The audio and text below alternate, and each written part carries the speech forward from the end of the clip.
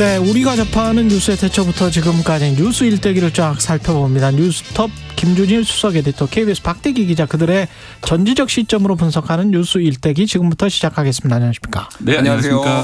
예, 오늘은 러시아 바그너 사태로 보는 반란 일대기, 예, 반란자들, 예, 쿠데타 세력들 뭐 이런 거네요. 예, 이번 사태로 푸틴 힘 빠진 거 아니냐 뭐 이렇게 평가하시는 분들도 많던데 어떻게 보셨어요, 박대기 기자는? 예, 일각에서는 이게 뭐 푸틴이 일부러 일으킨 그런 쿠데타가 아니냐, 일종의 그런 조작 쿠데타가 아니냐. 왜냐하면 푸틴이 러시아 국내 정치를 하면서 워낙 조작을 많이 했거든요. 예. 예를 들어서 이제 뭐 대통령 후보들끼리 토론을 시킨 다음에 서로 이제 막 진짜 몸싸움을 벌이게 만들었어요. 아. 자기는 이제 그 토론에서 빠지고 이러면서 그 프로 레슬러들이네. 예, 자기만 아주 고고한 사람이고 나머지 후보들은 다 이 정치 자격이 없다 이런 식으로 만들어서 결국 재선을 하고 이런 식으로 이제 조작 정치 달인인데 이번은 여러 가지 정황으로 봐서 조작이라고 보기는 어려울 것 같습니다. 왜냐하면은 자신의 권위에 너무나 치명적인 그렇죠. 그런 흠을 줬기 때문에 그렇죠. 지금까지 수습하려고 여러 가지 말을 하고 있지만 제가 보기에는 별로 수습이 안 되는 것 같고 수습이 잘 안 돼. 무엇보다 이제 이 프리고진이 이 쿠데타군이 이 러시아로 이제 모스크바로 이제 쾌속 진격 하루에 1,000km를 진격하면서 연변에 있던 시민들한테 많이 지지를 받았거든요. 그렇죠. 뭐 그런 모습을 보였던 것이 권위를 실추시키는 그런 효과를 냈기 때문에 결국은 이제 푸틴이 당장은 권력을 잃지 않더라도 결국은 이제 몰락으로 가는 서막이 시작됐다 이런 느낌이 들었습니다. 몰락으로 가는 서막이 시작됐다. 어떻게 동의하세요? 더 하면은 그러니까 그냥 세 가지 썰이 좀 있었어요. 초반에 이제 프리고진이 이렇게 갑자기 모스크바로 이제 기술을 돌리면서 첫 번째는 서방 매수설. 그러니까 서방에서 프리고진한테 돈을 왕창 주고 니들이 한번 이거 해봐라라는 건데 이거는 기각 사실상 기각되고 두 번째가 너무 위험하지. 그럼 그 프리고진이 돈이 많다는 거예요. 웬만한 돈에는 흔들리지 않는다. 뭐 그 정도의 더러운 사업에 많이 개입이 돼 있고 특히 뭐 예를 들어서 이제 광산 이런 것들을 그렇죠. 이권을 많이 가지고 있기 때문에 근데 돈 많은데 왜 또 전쟁하지? 그러니까 이게 그러니까 애국심이 굉장히 강한 사람이 그건 뒤에 좀 설명을 하고 그래요? 두 번째가 이제 방금 얘기했던 조작설, 푸틴 조작설 내지는 견제설. 그러니까 국방부를 견제하기 위해서 프리고진을 이용했다라는 게 있는데 그거가 이제 전체적으로 보면 방금 박대기 기자 얘기했던 건데 이것도 조금 설명이 약하다. 그래서 결국은 바그너 그룹의 불만설 이게 뭐냐면 쉽게 얘기를 하면 지금 8월 달에 재계약을 해야 되는데 8월 달에 재계약.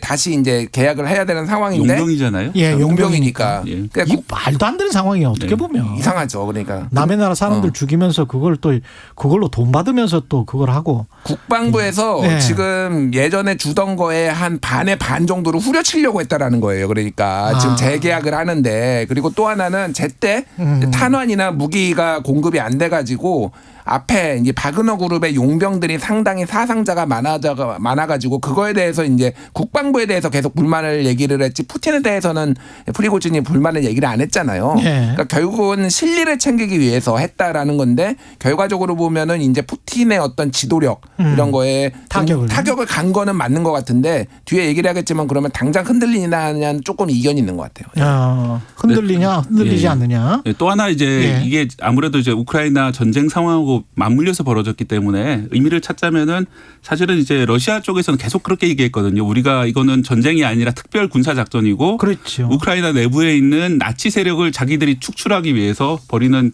아주 정당한 전쟁이다 이런 식으로 주장을 해왔는데요. 그렇죠. 다름 아닌 프리고진 그 전쟁의 그 선봉에 섰던 프리고진이 이렇게 텔레그램으로 이번에 얘기를 했습니다. 그 쿠데타를 벌이면서요.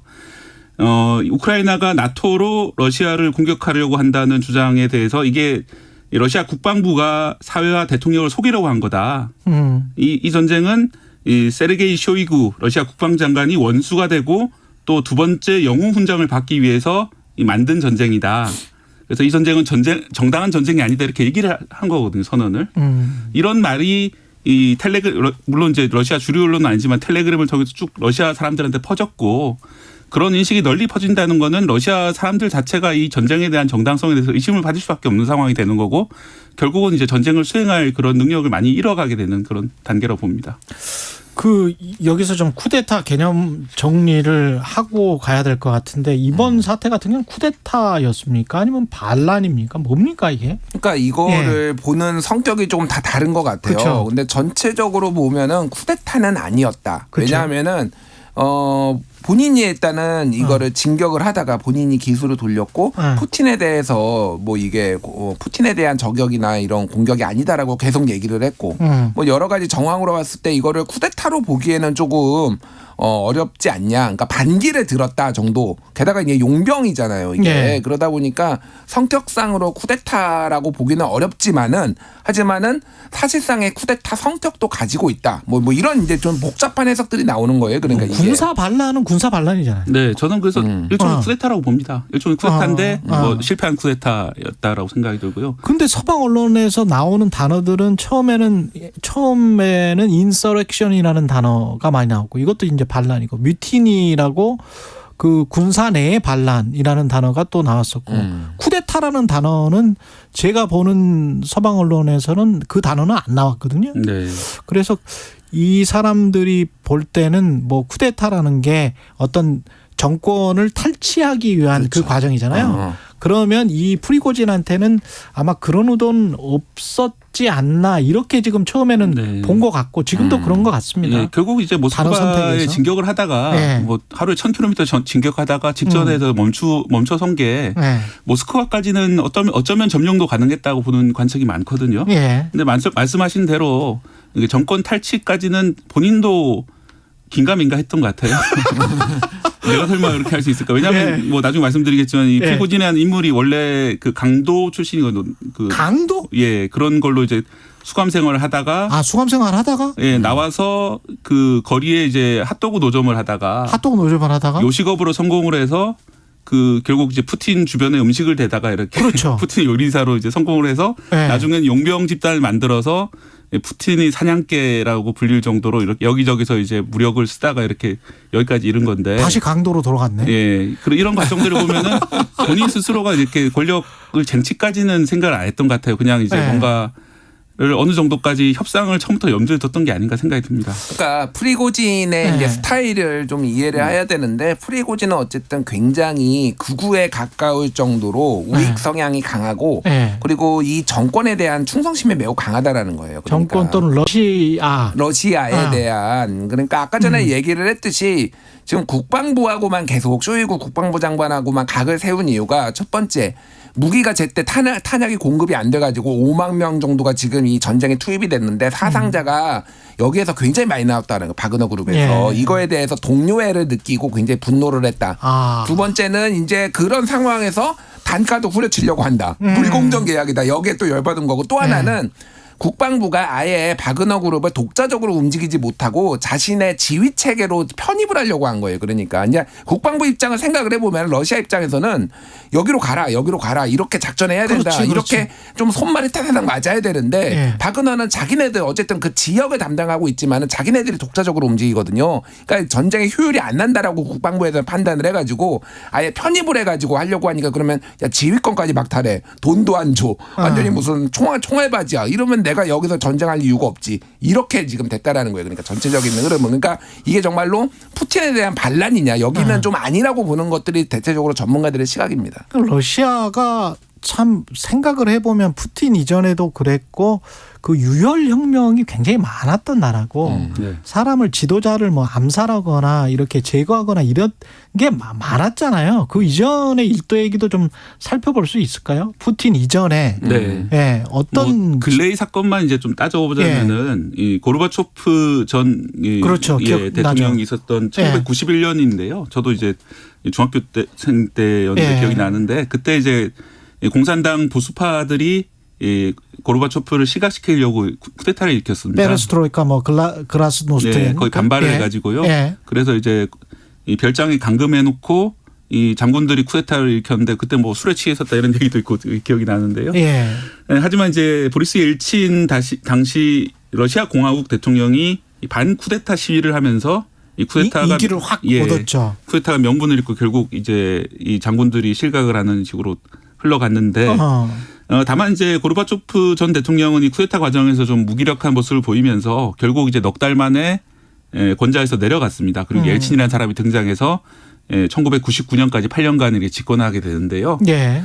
그다음에 이제 옐친도 다시 한번 그 정권 전복 시도를 겪으면서 이번에는 이제 옐친 측에서 이제 국회의사당에 포를 쏘고 이런 식으로 하면서 이제 서로 내부 갈등을 일으키다가 결국 이제 엘친도 99년도에 푸틴에게 권력을 넘겨주게 되는데요. 그 뒤로 이제 푸틴이 24년간은 어떻게 철권 통치를 해왔는데 대단하네. 24년. 다시 한번 그런 혼란기로 좀 들어가고 있는 게 아니냐 이런 얘기가 나오는 겁니다. 이게 지금 푸틴 같은 경우는 이 과거에 뭡니까 그쪽에 KGB라고 하죠. 네. KGB. 첩보원이었죠. 예, 첩보원. KGB 정보용은 첩보원이었다가 이게 엘친 후계자까지 된 건데 엘친 후계자가 된 것도 후계자로 이렇게 정식으로 민주주의 투표를 한 것도 아니고 그냥 이것도 비슷하게 쿠데타 비슷하게 해가지고 전복시킨 거잖아요. 그렇죠. 사실상 이제 장악을 한 거죠. 권력을 장악을 해가지고 한 건데 어쨌든 좀 눈여겨봐야 될 거는 그거예요. 그러니까 옐친 그리고 고르바초프 같은 경우에는 왜 이제 쿠데타가 일어났느냐를 보면은 이들 지도자의 어떤 노선에 대해서 강경파들이 반발을 했던 겁니다. 그러니까 예를 들면은 이름 고르바초프의 화해, 뭐 서방과의 화해 모드, 뭐 이러고 그리고 러시아, 그러니까 소련이라는 제국을 사실상 분열시켜 버렸잖아요. 그러니까 뭐 이런 것들에 대해서 이제 러시아 민족주의 성향이 강한 군부에서 이렇게 가면은 안 된다, 망한다라고 해서 두 사람 다 이제 그 강경파들이 한 거거든요. 그러니까 약간 지금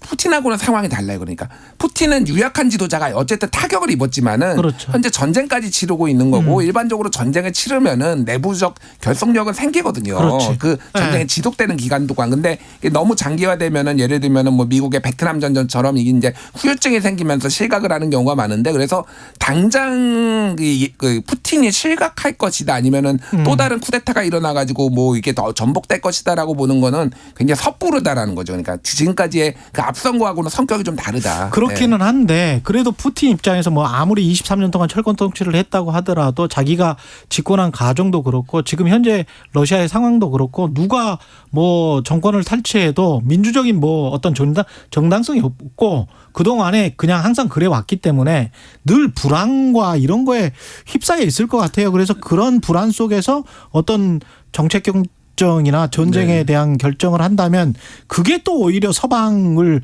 불안하게 하고 있지 않나. 뭐 어떤 결정을 할지 알 수가 없거든. 사실 이제 프리고진이라는 사람이 등장하고 용병 그룹이 등장한 것도 푸틴이 어떻게 보면은 정규군을 너무 키워주지 않으려는 그런 의도가 있었던 거거든요. 그러네. 전쟁을 하게 되면은 쇼이구라든지 그런 군부가 훨씬 더 권력을 가질 수 있기 때문에 그렇죠. 어떻게 보면은 자기 사병이라고 부를 수 있는 이 바그너 그룹을 투입함으로써 서로 간의 견제 같은 걸 노렸는데 결국은 이제 사병인 줄 알았던 이쪽에서 오히려 반란을 일으켰기 때문에 그리고 전쟁을 보니까 정규군이 생각보다 약했잖아. 우리가 생각하는 러시아군이 아니었어. 그렇죠. 그런 이제 약한 모습들을 보여줬기 때문에 이 권력 러시아 권력이라는 게 이제 북한처럼 뭐 3대 세습된 그런 권력은 아니거든요. 그렇기 때문에 권력 내부에서도 이제 올리가르히라는 이제 재벌들이 있고 또 실로비키라는 이 군이나 정보기관 출신 그런 어떤 집권 세력들이 있는데 그들 사이에서 서로 약간 불신과 이제 권력의 허점이 보이는 거죠. 이제 그렇기 때문에 내년에 지금 대통령 선거가 있습니다. 러시아에서. 그때 과연 푸틴이 재선을 할 수 있겠느냐. 뭐 당연히 재선이 되는 거라고 지금까지 봤었는데 이번 이후에는 권력의 균열 때문에 혹시 출마 못하는 게 아니냐 이런 얘기도 출마를 못한다. 예, 지금 그 모스크바의 신문 편집자가 뉴욕타임즈랑 인터뷰를 한 건데. 그것도 봤어요. 예, 러시아 엘리트들이 이렇게 얘기했거든요. 내년 봄에 푸틴이 출마하지 말라고 설득해 볼 수 있게 됐다. 이런 것들이 엘리트들 사이에서 말이 돌고 있다. 그 얘기를 봐서는 이제 권력의 어떤 기반이 좀 해체되고 약간은 해체되고 있는 그런 것이 아니냐. 푸틴은 나가더라도 우리 그 러시아의 기득권 세력은 자기들의 세력을 보존하려고 또 할 테니까. 누군가가 이제 그 대안으로 떠오를 수 있으면은 그 사람으로 넘어갈 수 있다. 그 상황에서 잠깐만 그 우크라이나 전쟁은 어떻게 될까요? 마지막으로. 지금 우크라이나 전쟁은 사실은 우크라이나가 이번 사태로 유리하다라고 보는 거는 좀 잘못된 해석이다라는 얘기들이 그래요? 많아요. 왜냐하면은 지금 저쪽으로 들어갔잖아요. 그 바그너 그룹이 갑자기 이름이 생각이 벨라루스로 들어갔잖아요. 이게 뭐냐면은 서방을 견제하기 위해서 여기에서 바그너 그룹하고도 계속 계약을 맺는다라는 거잖아요. 러시아가. 그렇지. 그러니까 오히려 벨라루스가 우크라이나 위쪽에 있잖아요. 그러니까 이쪽에 나토나 이쪽 서방을 견제하는 목구멍을 딱 쥐고 있다라는 거예요. 그러니까 이게 오히려 그래서 전쟁이 또 더 장기화될 가능성 이것도 배제할 수가 없고 우크라이나도 좀 상당히 타격을 입었다라는 거예요. 지금. 그래서 전체 전력의 한 25%를 지금 잃은 상황이라서 이게 좀 장기화되면서 휴전으로 갈 가능성이 오히려 높지 않나 이런 얘기도 나오고 있습니다. 러시아도 20만 명을 잃었다니까 군이. 그러니까 뭐 서로 간에 뭐 상처만 남은 전쟁은 절대 하여간 시작되면 안 돼요. 어디로 튈지를 몰라. 전쟁 자체가. 계속 길어지면 뭐 국민들만 희생되고. 뉴스톱 김준일 수석 에디터, KBS 박대기 기자였습니다. 고맙습니다. 네, 감사합니다. KBS 1라디오 최경영의 최강시사 듣고 계신 지금 시각은 8시 45분입니다. 네, 수요일 출근길 도로 상황입니다. 먼저 도로 곳곳